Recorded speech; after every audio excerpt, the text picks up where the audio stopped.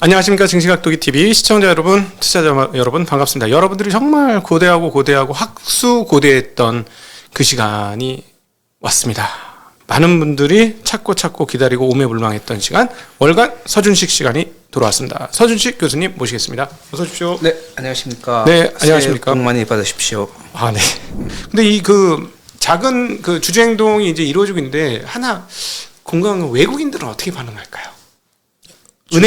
주주 행동이 지금 시작이 된 거잖아요. 큰 은행 같은 경우에 1% 언더로 이제 움직임이 시작됐는데 사실상 한국의 은행들은 물론 뭐 국민연금이나 이런 데도 엄청나게 갖고 있지만 외국인 투자자들 비중이 어마무시하지 않습니까? 절반이 넘지 않습니까? 네. 예.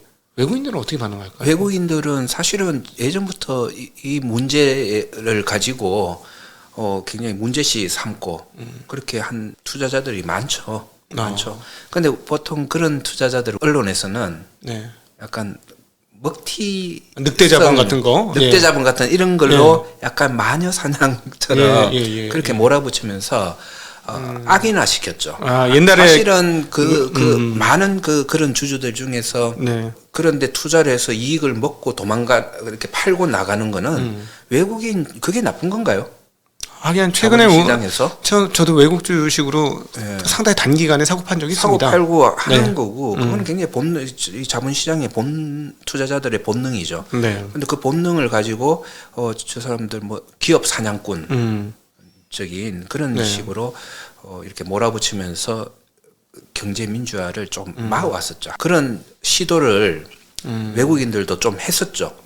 했었는데 우리나라 법제 규제와 이런 것들이 도저히 민주화하고는 거리가 멀기 때문에 조금 그런 게 좀 오히려 요즘은 줄어든 포기하는.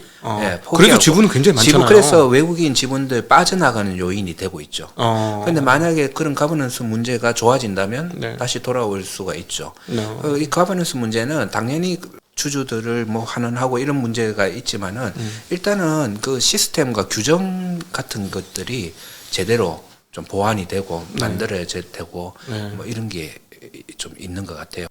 가까운 예로 보면은 제일모직, 삼성물산 이 얘기를 해보면 국민들이 지지를 해가지고 구체적인 기업 얘기해도 그렇게 얘기하나요?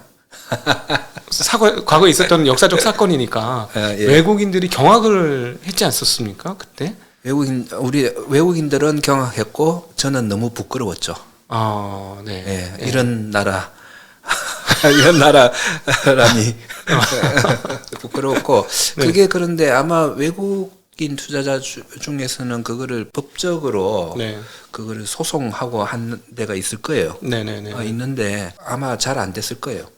그 이유가 뭐냐면 그 사람들이 한 행동은 분명히 대주주들이 소액주주들의 피해를 대주주들이 가져가는 거지만은 우리나라 법에는 그렇게 하면 안 된다는 게 없기 때문에요. 그러니까 미국처럼 그 이사회의 결정은 주주의 이익에 반하면 안 된다.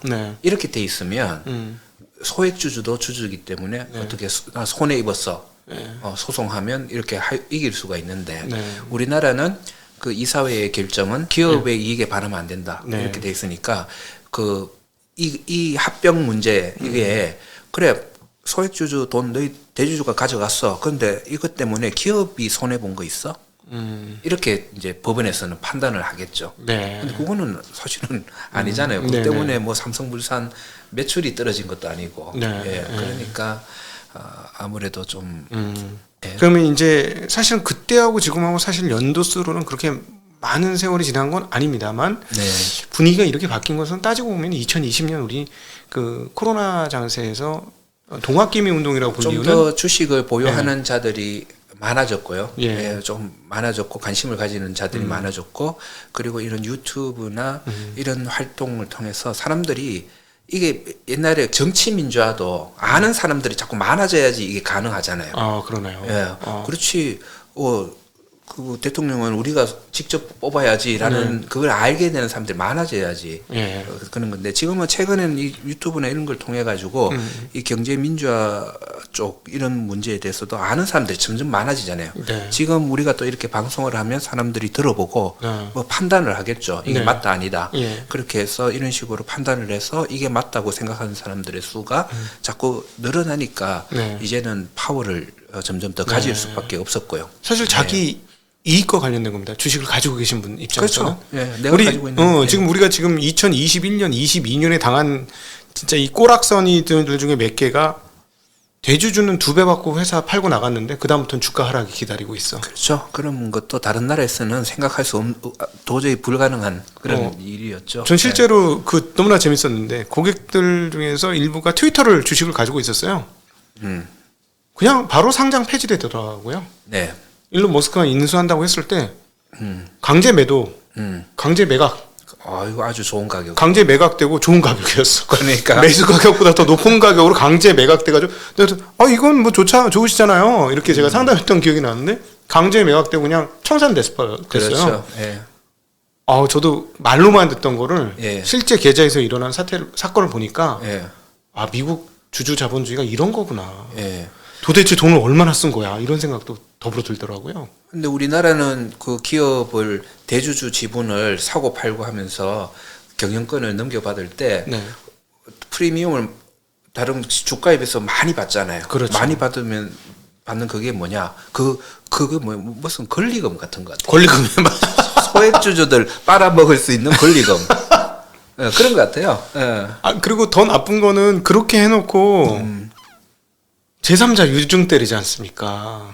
그것도 정말 그거는 당해본 사람들은 아주 잘 알죠. 그건 최악인 건데 대주주 거 2배나 3배 사주고 인수한 그 주체가 대주주니까 제3자 유증을 발행을 해.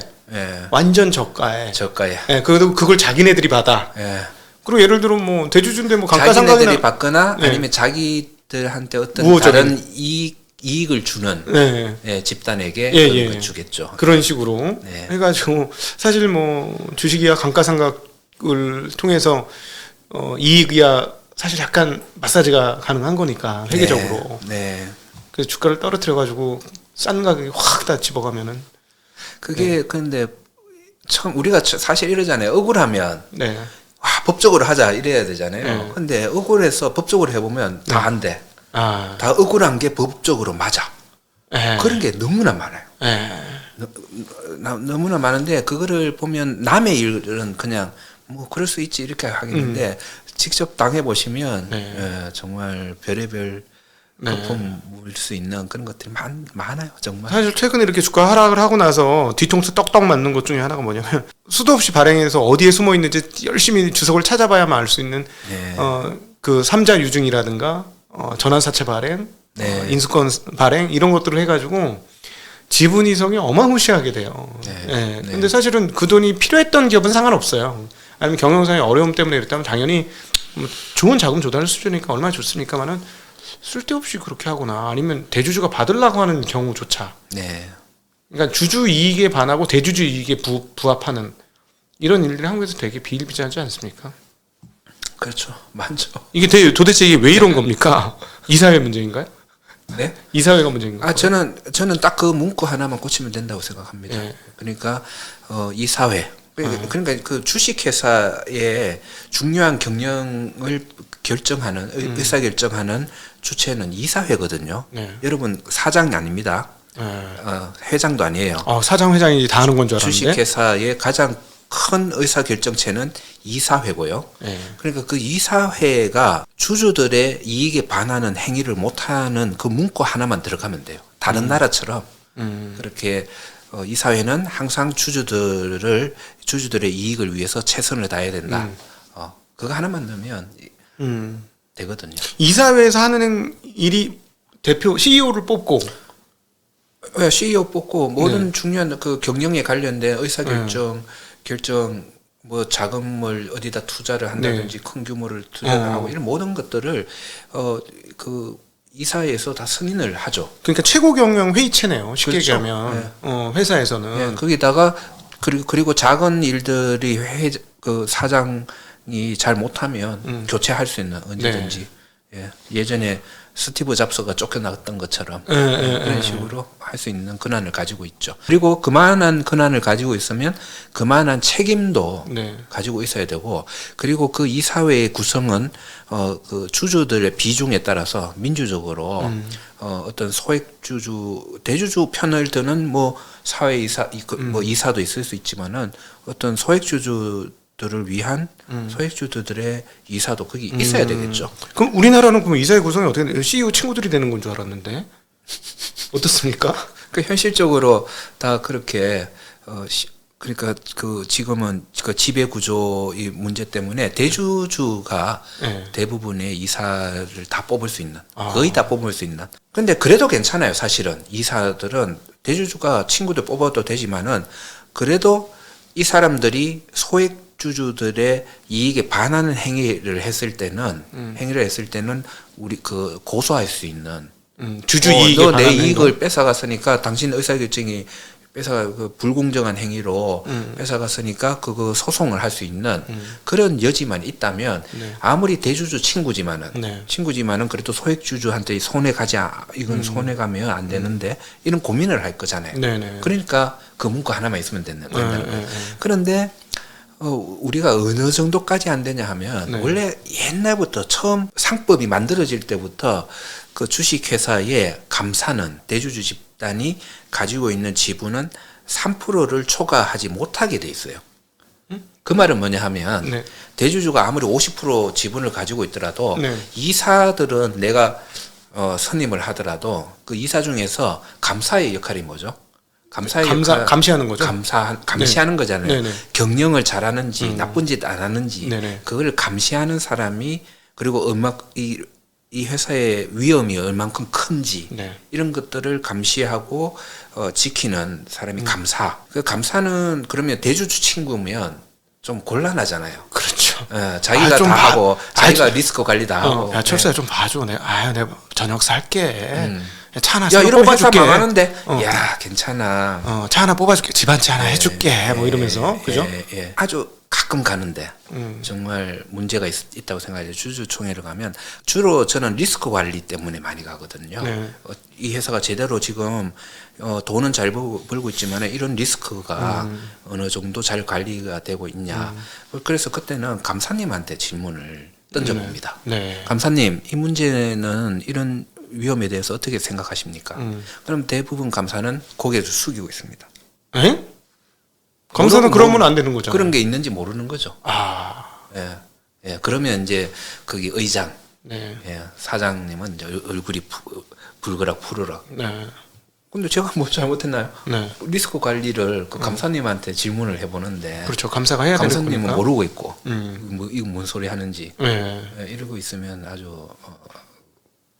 근데 그게 비일비재하죠. 감사님이 그 회사 경영에 대해서 제대로 잘 파악하고 있는 그런 회사가 그렇게 해서 리스크 관리가 잘 되고 있는 회사가 우리나라는 작죠. 그런데 그렇기 때문에 대주주 지분을 감사를 뽑을 때는 3%로 제한하자.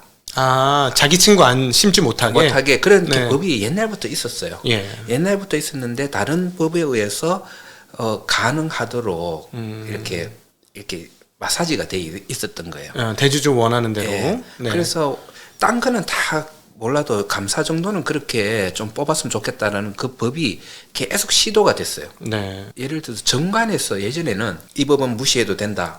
이러면 3% 룰이 안 통하게 뭐 돼 있고, 그리고 감사위원회가 있잖아요. 감사가 있고 감사위원회를 할 때는 또 이 법은 적용이 안 된다. 뭐 이런 게 빠져나가는 구멍들이 많았는데 그 빠져나가는 구멍을 어떻게든 좀 막아보려고 그렇게 노력을 해도 그러니까 작년인가 저작년에 한번 바뀌었어요. 2년 전인가 3년 전에. 그때 경제민주화법 해서 바꾸려고 이제 추진이 되었고 됐는데 나중에 바뀐 내용을 보니까 누더기가 된 거예요. 그래 3% 이제 못 벗어나. 그런데 그전에는 아버지가 3% 아들이 3% 가지고 있으면 다 이거 합쳐서 6%잖아요. 그래도 3%밖에 인정이 안 되게 했는데 한 집안이니까 이제는 개인적으로 아버지 3% 아들이 3%면 3% 네. 3% 6%가 다 되게. 네. 그래 이렇게 또 법을 고쳐놨더라고요. 네네네. 이걸 이제 많은 사람들이 잘 모르죠. 네. 어떻게 법이 바뀌었는지 모르지만은 그 내용을 잘 아는 사람들을 보면 또 거꾸로 갔네. 네네. 예, 그러면 자기가 감사 뽑을 때는 자기 지분을 뭐 딸한테 좀 주고 뭐 또 가까운 사람한테 주고 그 사람들 지분이 다 인정되기 때문에 똑같은 거죠. 똑같이 네. 감사를 자기가 뽑겠다는 거죠. 누구한테 부탁을 해야지. 부탁드리는 게 그래도 그 회사의 경영이 제대로 되고 그거를 지켜볼 수 있는 소액주주의 입장에서 지켜볼 수 있는 감사는 좀 대주주 친구가 아니었으면 좋겠어요. 네. 예, 그런 것들이 이제 앞으로 좋아질 거고 예. 어쨌든 좋아질 거예요. 네, 좋아질 거고 그렇게 되면 네. 기업들 그 주식 시장 사정도 많이 좋아지겠죠. 네. 사실은 근데 이사회 바뀌기는 만만치 않지 않습니까? 뭐 대부분 저 CEO하고 상당히 가까우신 분들이 이사가 되다 보니까 거의 네. 뭐 거수기 뭐 이런 표현들 많이 쓰지 지금 않습니까? 우리나라 다 그렇죠. 다 네. 그런데 그거는 이제 아까 그 문구 하나만 바뀌어도 좀 좋아질 거다. 친구지만은 네. 친구들이 이사회를 해도 괜찮아질 거다라는 생각이고요. 그리고 두 번째는 이제 좋다. 이사회 한 10명이면 한 8명은 대주주니까 그 정도 뽑고 네. 그래도 한두 명은 좀 이 제대로 기업을 위해서 주주들을 위해서 판단할 수 있는 사람들이 한두 명은 들어가야 되거든요. 네. 그래서 그거를 가능하게 하는 제도가 집중 투표제예요. 어떤 겁니까? 한번 설명해 주시죠. 집중 투표제는 이런 거예요. 이제 이사회를 10명을 뽑아요. 네. 10명을 뽑으면 1번 이사회를 뽑을 때 자, 손 들어 보세요. 이러면 또 대주주가 이기고 네. 또 2번 뽑을 때 손 들어 보세요 하면 또 대주주가 이기고 현재 그런 시스템입니까? 예. 그럼 대주주가 무조건 이기죠. 그럼 10번까지 대주주가 무조건 이기잖아요. 예. 예. 그렇지만은 10명을 뽑을 때 이렇게 하는 거예요. 모든 한 표에 10표를 주는 거예요. 네. 이 10표를 한 이사에게 몰빵을 줄 수 있는 거예요. 예. 예. 그러면 뭐 대주주는 또 표가 있지만은 소액주주도 어느 정도 힘이 모여져서 네. 한두 사람에게 몰표를 주면 그 사람을 이사의 멤버로 그렇게 뽑을 수가 있는 거죠. 지금 상황에서는 예를 들어 소액주주들이 총 단결해가지고 이 사람이 이사로 들어가면 이 회사가 정말 좋아지겠어. 그러면 디스카운트도 없어지겠어 해서 그 주주 추천을 해서 투표를 해도 대주주 여기서는 패거리라는 표현을 쓰겠습니다. 대주주 패거리보다 총 주식 수가 적으면 안 불발된다는 말씀이신 거죠? 지금 상황에서는 집중 투표제가 안 돼 있는 상황이니까. 집중 투표제가 아니니까 당연히 표 수가 많은 대주주가 뭐 가반수를 얻던 뭐 이런 식으로 해서 뽑게 되겠죠. 예. 그러니까 집중 투표제를 하면 근데 그 10명 중에 한두 명이라도 소액주주가 뽑을 수 있는 그런 제도가 되는 거죠. 그런 측면에서 보면 은행은 이번에 상당히 그럼 근접할 수도 있겠네요. 외국인들은 다 오케이 할 테니까.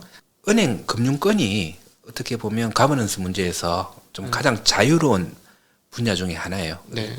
일단 대주주가 없죠. 없는데 문제는 대주주가 아니면서 대주주 역할을 하는 곳이 있어요.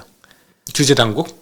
네, 금융당국이라고 하고 뭐 누구는 무슨 피아라고 하기도 하고 뭐 경제 관료들을 중심으로 한 어떤 사람들이 왜냐하면 그 은행이라는 그 산업에서 나오는 이권이 꽤 크겠죠. 당연하겠죠. 꽤 크고 힘을 놓지 않으려는 그런 관점도 뭐 어느 정도 이해는 가지만은 그래도 대주주의 그 힘보다는 뭐 좀 약한 부분이 있고 그래서 그 가버넌스 문제가 해결되는 가장 빠른 쪽은 금융기관 쪽일 것이다. 그런 생각을 가지고 있었고요. 여기에 이제 일반인들이 강력하게 지지를 해주면 분위기가 확실히 바뀌어질 수 있겠네요. 네, 외국인 주주들이 상당히 많이 있고요. 외국인 주주들은 그렇게 분위기가 되기만 하면 난 오케이야. 뭐 이런 분위기였을 것 같으니까. 그렇죠. 은행 이사회 같은 데를 이렇게 구경해 보면, 뭐 참석해 보면 상당히 그런 아까 보면 대주주 친구들로 구성되어 있다든지 막 그런 눈 가리고 아웅식이 아니에요. 처음 그 어떤 금융지주사의 네. 이사회에 참석을 해서 이렇게 관전을 했을 때 깜짝 놀랐던 게, 예. 와, 이 정도면 뭐 해외 어느 나라 의사결정 하나하나 할 때도 굉장히 까다롭게 따지고 네. 사람들이 다 역할을 하시더라고요. 예를 들어 국민연금에서 보낸 사람도 한 명 있을 것 같고 뭐 그런 식으로 네, 네. 되어 있으니까 네. 다 자기들 투자한 돈에 대한 권리를 계속 살펴보는 거죠. 그래서 저는 금융권은 상당히 많이 좀 진전이 돼 있구나 이런 거는 느끼긴 했는데 그거를 또 컨트롤하는 힘이 있으니까 네네. 지금까지 많이 좀 네. 늦어지고 있었던 부분이 있었고요. 사실은 그런 정치적인 힘이라든가 뭐 그런 어떤 경제 그래서 지금 직접적인 말고 외적인 거는 예. 그거는 그거는 사실은 분위기가 좌지우지할 수 있지 않습니까? 일단은 저는 분위기도 있지만은 좀 그것도 필요한 것 같아요. 이렇게 정부가 바뀔 때마다 네. 어떤 그 정부가 선호하는 사람이 그 금융기관의 짱이 된다든지 이런 것부터 좀 없어져야 될 것 같고요. 그게 굉장히 많았던 적이 있었거든요. 네네네. 뭐 굉장히 그 권력자의 지인들이 다 은행장 뭐 이런 거를 하게 되고 하는 네네. 이런 그때부터 사실은 그 은행주의 코리아 디스카운트가 굉장히 심각해지기 시작했거든요. 네. 그 전에 은행주 잘 보시면 그 전에 우리나라 은행들의 디스카운트는 그렇게 많지 않았어요. 2007년까지 주가가 많이 좋았죠. 괜찮았죠. 네. 예. 그런데 어느 순간부터 꽤 많이 벌어졌거든요. 네. 예.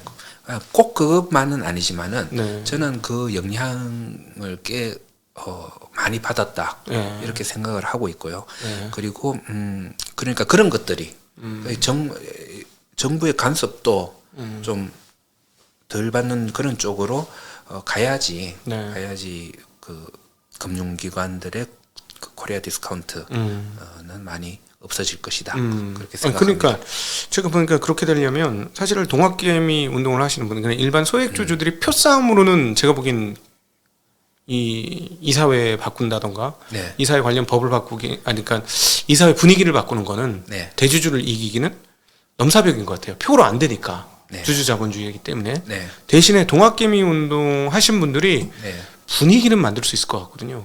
왜 이래 이렇게 하면 그렇죠. 이건 말이 안 돼 말이 안 돼. 분위기를 네. 만들어야죠. 만들어야죠. 지금 아까 말씀드린 한국거래소 또 지금 우리 상장 안 된 데가 거의 없거든요. 거래소들이 다 상장되어 있죠. 거래소는 다 예. 상장돼 있고. 그런데 우리나라 한국거래소 상장이 안 될 이유가 없는데 네. 그리고 거래소의 모든 지분은 금융사들이 다 가지고 있어요. 증권사나 이런 쪽이 다 갖고 있죠. 증권사들이 대부분 가지고 있고 네. 일부 은행도 조금씩 가지고 있고. 네. 그럼 그 증권사들 입장에서는 거래소 상장을 원하겠어요, 안 원하겠어요? 배당받아야 되니까 좋겠죠. 아유, 좋죠. 네. 그러면 자기가 가지고 있는 재산의 가치가 확 뛰니까 뛰니까. 네. 좋죠. 그래서 그럼 거의 100% 주주들이 다 찬성하는 게 거래소 상장인데 네. 안 되고 있잖아요. 네네. 네. 다른 외부의 힘으로 안 되고 있고. 야, 거래소 상장되면 증권주들 폭등하겠네요. 전체 자산 규모에 비해서 거래소 지분이 많은 데가 좀 있겠죠. 네네네. 그런 데는 뭐 폭등하겠네. 자산 가치가 그냥 PBR이 그냥 확 낮아진 상황이니까. 뭐 폭등이라기보다는 좀 많이 좋아지겠죠. 네네. 근데 그걸로 좋아지는 것보다는 저는 그 거래소가 효율화되면서 우리나라 자본시장이 더 많이 커짐으로 해서 그렇게 좋아지는 정권사 입장에서는. 아니, 거래소가 좋아진다는 게 뭡니까? 저는 조금 제 생각을 한번 잠깐 말씀드리면 네. 소액주주들한테 불리한 상장은 거부하고 도움이 되는 상장은 오케이 하는 거 이런 게 있을까요? 예를 들자면 사실 소액주주들을 겁나게 물매긴 분할 상장, 지주회사와 자회사의 동시 상장, 쪼개기 상장 이런 거를 우리 주주들이 우리 일반 동학개미들이 지난 2년을 통해서 아주 혼찌검이 났거든요. 이걸로 가치가 똥값이 되면서 지금 제가 보기엔 일부는 거의 회복이 안 될 것 같아요. 이거 거의 한 5년 10년 지나야 회복이 될 것 같거든요. 고점에 잡으신 분들은 그 문제도 사실은 아까 그 문구 한 줄 그거 고치는 게 더 빠르고요. 그게 더 이사회 빠르고 그 거래소 문제는 이런 거죠. 뭔가 하면 거래소의 역할은 금융투자 시장으로 자금을 끌어들이는 역할을 하는 거예요. 돈을 끌어들이는 역할을 하는 거예요. 네. 그래서 옛날에 그 네덜란드 동인도 회사는 암스테르담 그 증권거래소가 돈을 끌어들여서 기업들이 유지하게 하고 영국 그다음에 패권을 잡은 영국 같은 경우는 시티라는 금융가 네. 시티라는 게 하나의 대명사잖아요. 그렇죠. 그 금융가 돈을 끌어들여서 기업으로 전달해주는 네. 그 플랫폼 역할을 했고 예. 미국은 월스트리트 그리고 월스트리트이 별로 시들해지니까 그것이 실리콘밸리 계속 그게 그 구조 그 플랫폼 자체가 네. 점점 증가하는 거죠. 그 증가는 그게 보면 거래소는 뭐 나스닥도 생기고 여러 거래소들이 그 힘을 확장하면서 그런 플랫폼과 손을 잡으면서 유기적으로 그렇게 하는 거고요. 그리고 중국의 아까 중국 얘기도 조금 나왔는데 네. 중국의 거래소도 상당히 자유로워요. 네. 그 일례가 하나 보면 몇 년 전에 중국이 영국의 거래소 보고 제안을 했었어요. 홍콩 거래소가 네. 아마 제안을 했을 거예요. 자금을 그러니까 전 세계 자금을 얼마큼 더 빨아들이냐 문제인데 네. 이걸 하려면 힘을 합하는 게 더 좋죠. 예. 그죠?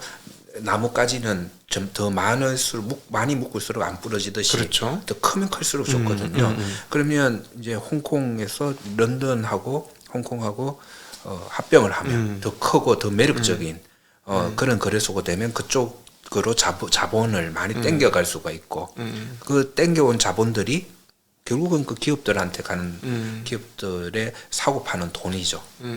그렇게 해서 이렇게 커지는 그런 구조를 계속 가져야 되는데 네. 우리나라는 그냥 그랬어요. 참고로 그러면은 거래소가 좋아진다고 한다면 네. 이런 걸까요? 사실은 한국의 장내 채권 시장 거의 제로예요. 네. 장내 채권은 아예 거래가 안 돼요. 잘 안 되죠. 장 외만 채권은 그 어쩔 수 없는 요인 때문에 네. 그 어쩔 수 없는 요인이 뭔가 하면 주식은 그 한 회사에 주식이 한 개씩 있잖아요. 네. 그 주식수는 몇 개 안 돼요. 네. 근데 채권은 예를 들어서 현대자동차에서 발행한 1년짜리 채권, 2년짜리 채권, 2년 5개월 채권 이런 모든 것들을 리스트에 올리기가 네. 거의 불가능하기 때문에 네. 약간 그 장외 시장을 시스템화할 수는 있어도 네. 그거를 그 주식처럼 장래화 시키지는 못해. 그건 모든 나라가 다 그런 거고요. 그러면 예를 들어 거래소가 활발해지면 뭐 원자재든 뭐든 우리가 쉽게 다 접근하기 쉬워지고 거래하기 쉬워지고 이런 변화도 있는 건가요? 그렇죠.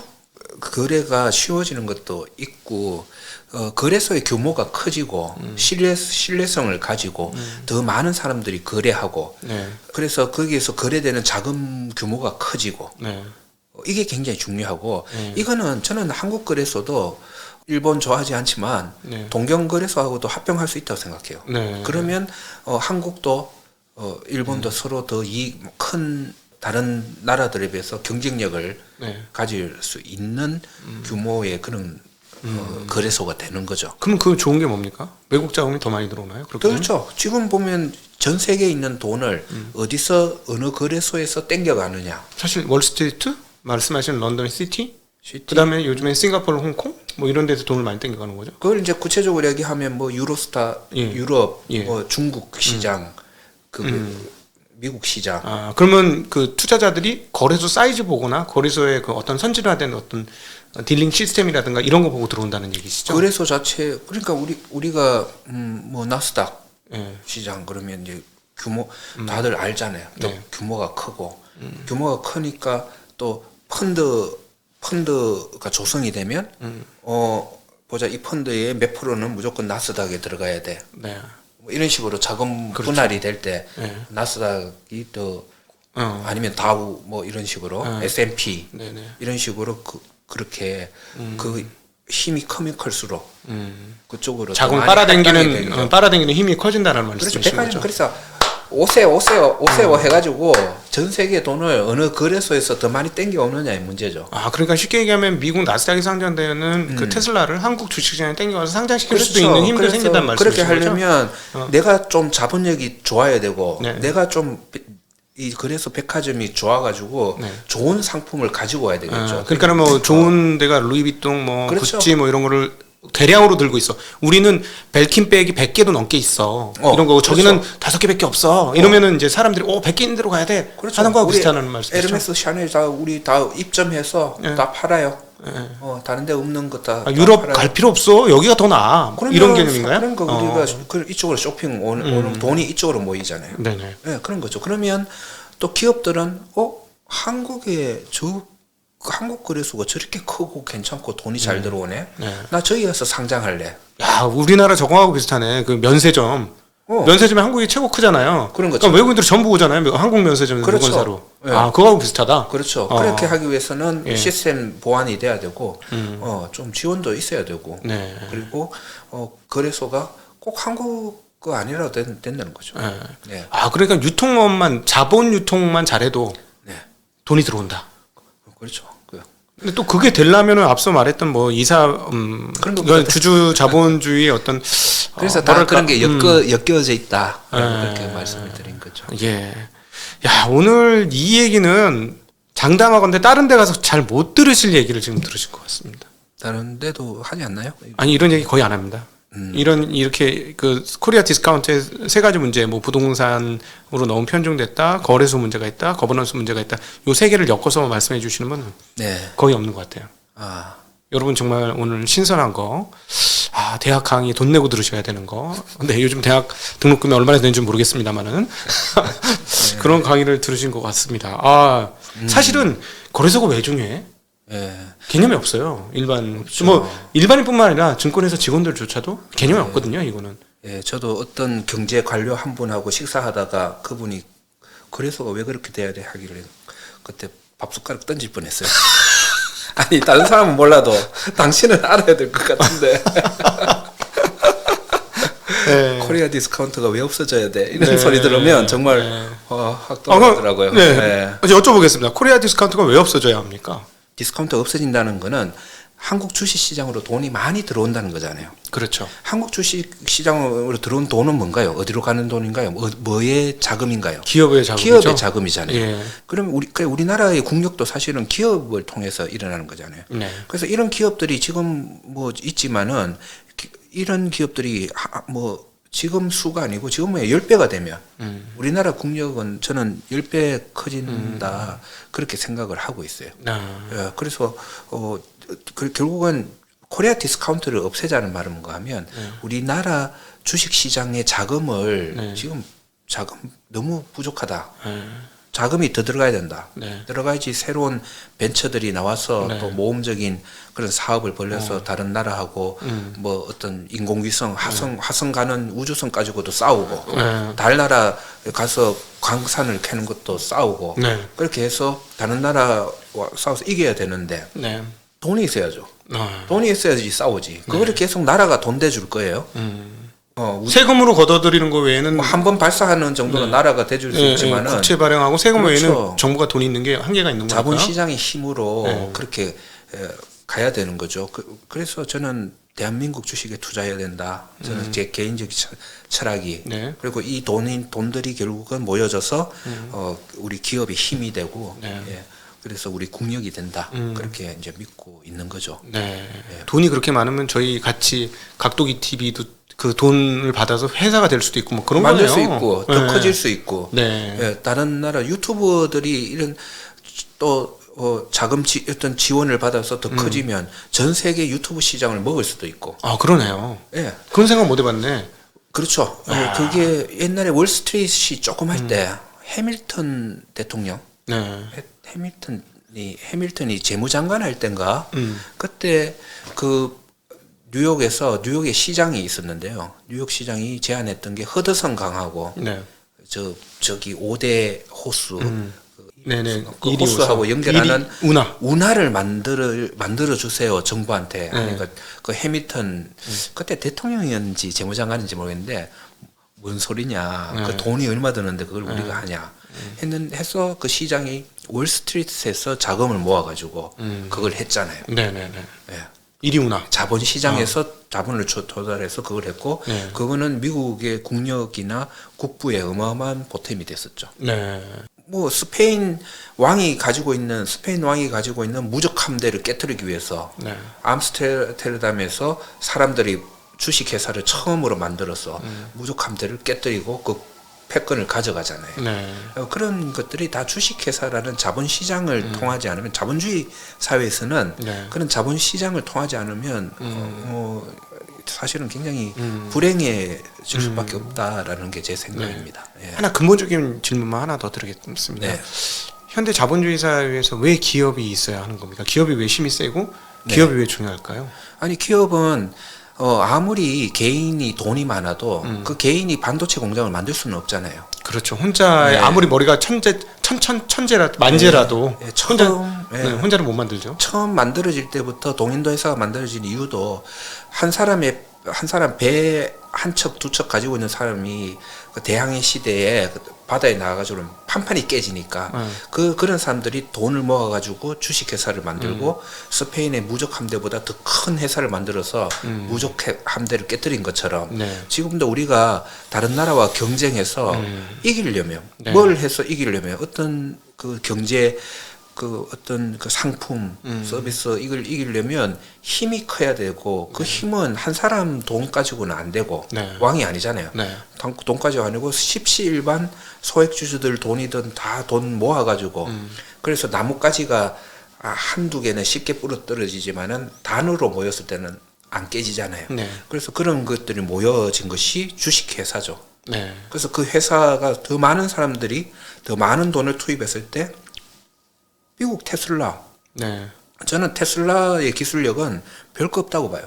루시드도 그대로 가지고 있죠. 사실상 따져보면. 테슬라는 네. 돈의 힘이지 네. 그 기술력은 아니고요. 네. 돈의 힘으로 그렇게 저런 식으로 돈의 힘으로 세계와 경쟁을 할 수가 있는 거죠. 그렇죠. 예전에는 한국 같은 경우는 예를 들어 산업의 일반적인 핵심 경쟁력으로 돈을 벌어야지 하는 생각이 있었는데 네. 사실 한국의 어떤 제약 바이오 회사는 보면 돈의 힘으로 네. 뒤집어서 거꾸로 했는데 지금 했는데 그 중에서 살아남으면 잘 되고 네, 잘 돼 있는 회사들이 꽤 많죠. 바이오 제약 그렇죠. 중에서는. 네. 네. 근데 그게 처음에는 이해가 안 갔습니다만 네. 미국 자본시장을 보니까 판판이 그런 모습이에요. 판판이 그걸로 다른 세계 에서 힘을 계속 유지를 하는 모습을 보면 네. 굉장히 중요한 거죠. 그걸 그렇고 근데 우리나라는 다행히 역사적으로 우리가 자본주의 사회가 됐을 때 네. 그래도 기업 그 자본 시장 주식회사 시스템을 잘 활용했어요. 활용을 했고 그렇기 때문에 지금 우리나라가 있는 거고요. 근데 사실 지금까지는 골수 빼먹듯이 자본 시장에서 자본을 빼먹는 일에만 집중하면서 자기 사업 키우는 쪽으로 그게 집중하지 이제 않았습니까? 초기에는 잘했는데 나중에 이제 돈 벌고 커지고 이러니까 좀 그런 부작용이 너무 커졌어요. 너무 커졌는데 그러니까 지금은 그런 부작용을 없애는 쪽으로 부작용 없애고 더 투명하게 만들고 이렇게 하는 것만으로 우리나라는 큰 힘을 더 가질 수 있다고 생각을 합니다. 오늘 말씀 들으면서 이런 생각이 듭니다. 사실 자본주의를 이끌어가는 가장 강력한 힘의 요체 또는 힘의 집단, 그리고 집단 지성의 힘을 가장 잘 발휘할 수 있는 게 기업이고, 이 기업이 잘 크려면 자본이라는 어떤 풀장 아니면 바다가 있을 때 이 기업이란 배가 둥둥둥둥 잘 떠다닐 수 있는데, 이 부분들이 이제 한국의 선진화가 된다면 우리는 진짜 명실상부한 세계 어떤 나라와 비교해도 뒤처지지 않는 선진국이 될 거고, 또 하나 걱정하고 있는 게 도대체 다음 세대의 먹거리는 반도체 다음은 우리는 도대체 뭘 먹고 사느냐 할 때 그런 자본이 많다면 자본이 있어야지 그게 가능하죠. 예, 최근에 사실은 제가 한국의 드라마를 보면서 너무 감동을 하고 있거든요. 네. 기가 막혀. 세상에 어떻게 이 자본으로 이걸 만들어나. 근데 그게 사실은 여기까지 온 게 한국 자본이 아니라 넷플릭스나 디즈니 플러스라든가 해외 자본에 의해서 여기까지 온 거잖아요. 근데 그것도 자본이 있었으니까 여기까지 온 건데. 우리 생산 요소 토지 노동 자본 중에 노동력은 세계 최고거든요. 한국 사람들이. IQ 제일 높잖아요. 네네. 그렇기 때문에 자본은 토지는 땅덩어리가 적으니까 어쩔 수 없어도 그래도 자본만 조금 더 도와준다면 어마어마한 나라가 될 수 있다 생각합니다. 말씀 들어보니까 저는 사실은 우리나라 컨텐츠 엔터가 미래다라고 생각했는데 이거 산업이 작아갖고 되겠어? 했는데 자본이 힘이 있으면 이걸 엄청 키울 수도 있겠네요. 예, 우리나라 그 K 컨텐츠가 사실은 자본시장, 주식 회사의 힘을 잘 활용한 케이스예요. 예. 다른 나라는 아마 그렇게 주식 회사 체계화가 우리나라만큼은 네. 잘 되지 않는 걸로 저는 알고 있는데 뭐 잘 모르지만은 그쪽 뭐 속속들이 우리나라 어쨌든 우리나라는 주식회사 이런 거 그런 그 제도를 잘 활용을 했죠. 네. 오늘 참 그 진짜 찐 전문가를 모시고 바로 정확한 자리에서 저희가 대담을 한 것 같습니다. 이 문제를 우리 서준식 교수님보다 더 정확하게 피부에 와닿게 설명해 주실 분이 과연 몇이나 있을까? 이론적으로 얘기하실 분은 굉장히 많을 것 같아요. 근데 오늘 정말 재밌게 시간 가는 줄 모르고 이렇게 말씀 약간 선전하고 싶은 거. 네. 예. 제가 작년에 한번 여기 이 자리에서 소개해드린 게 우리 학교 수업에서 학생들이 만든 그 화성행 투자 여행. 안내서, 투자 여행이라는 그 투자 안내서를 학생들이 만든 게 발간돼 있잖아요. 그 올해도 만들어졌거든요. 사실은 작년 12월 달에 만들어진 건데 아마 제가 파일 보내드리면 여기 한번 그 표지라도 좀 보여주셨으면. 저희가 링크도 있죠. 링크도 좀 걸어주시면. 링크 주시면 저희가 링크 올리겠습니다. 작년에 덕분에 한 3만 부 가까이 그 게시판에 오셔가지고 그 가져가셨더라고요. 그래서 이번에는 그 제목이 화성행 투자여행 위기인가 기회인가 뭐 그런 제목으로 학생들이 만들었고요. 그 안에 이제 여러 학생들의 그 탑다운 그러니까 경제에 대한 그런 분석도 있지만은 또 중요한 거는 학생들이 선정한 채권형 주식 그런 거를 다 밸류에이션을 하고 그래프로 그리고 그런 내용들이 있으니까 뭐 참고하시면 좋을 것 같습니다. 그리고 또 이제 이런 거 많은 분들이 또 보시면 또 학생들이 힘을 내서 더 열심히 만들 거고 해서 좀 이렇게 좀 말씀을 너무 감사합니다. 네네. 이 학생들이 쓴 글을 보면 쉬워요. 재밌고 이해도 하기 쉽고 오히려 증권계에 있는 전문가나 아니면 업자들이 하는 거는 뭔가 관행적인 어구들을 쓰는 게 많아서 이해가 안 되고 어려울 수가 있는데 학생들은 학생의 글로 말로 쓰기 때문에 굉장히 쉽고 재밌습니다. 그래서 이번에 저는 올해 제가 이제 곧 계약을 할 것 같은데 채권책을 또 내게 됐어요. 채권책을 아마 낼 것 같은데 굉장히 초보자들을 위한 쉬운 책이 필요한데 사실 저희들은 어렵잖아요. 어렵죠. 나이도 이미 어려운 나이로 왔고 짧게 쓰다 보니까 함축적으로 쓰고 지금 고민하다가 제 학생 중에서 이 글 블로그나 이런 글 잘 적는 학생한테 공저하자. 컨텐츠는 내가 있고 너의 그 필력이 필요하다. 그래서 너의 그 눈높이로 표현을 잘하면 초보자들한테 좋을 것 같다. 그렇게 공조하기로 했어요. 좋습니다. 너무 찐 교수님이시네요. 후배를 학생들을 키워주시는. 뭐 서로 도움이 많이 될 것 같습니다. 오늘 진짜 너무나 재밌는 시간이었습니다. 과연 소액주주들이 살 길 그리고 우리 개미운동을 통해서 들어오신 분들의 미래가 밝혀질 수 있는 최선의 단추라고 저는 개인적으로 생각합니다. 이 문제가 해결되면 정말 한국이 폭발력을 발휘하면서 어떤 사람한테는 이게 10년의 꿈이고 어떤 사람한테는 20년의 꿈이기도 합니다. 이게 해결된다면 정말로 큰 일이 벌어질 것이다. 그냥 아무것도 안 해도 밸류에이션이 그냥 30%, 40%, 50% 올라가는 그런 일들이 벌어질 수 있는 일이기 때문에 우리 동학개미 운동을 다시 한다는 생각으로 이게 진짜 동학개미 운동이다. 주식을 사는 것보다 이제부터 진짜 동학개미 운동이니까 많은 분들이 관심을 가져주시고 이런 이슈가 있을 때마다 더 성원을 해주신다면 우리한테 복이 돌아온다. 새 복을 우리가 창출하는 서로가 좋은 거죠. 서로가 나라도 잘 되고 나도 좋아지고 나도 잘 되고 학생도 잘 되고. 그렇습니다. 그리고 한국의 미래도 밝아지는 그런 일이니까요. 적극적으로 이 부분에 대해서는 참여할 기회가 있으시면 참여해 주시면 정말로 감사하겠습니다. 오늘 귀한 말씀 해주신 숭실대학교의 서준식 교수님을 모시고 월간 서준식 시간을 가져보았습니다. 긴 시간 함께해 주신 분들께 진심으로 감사드립니다. 인사드리겠습니다. 고맙습니다. 고맙습니다.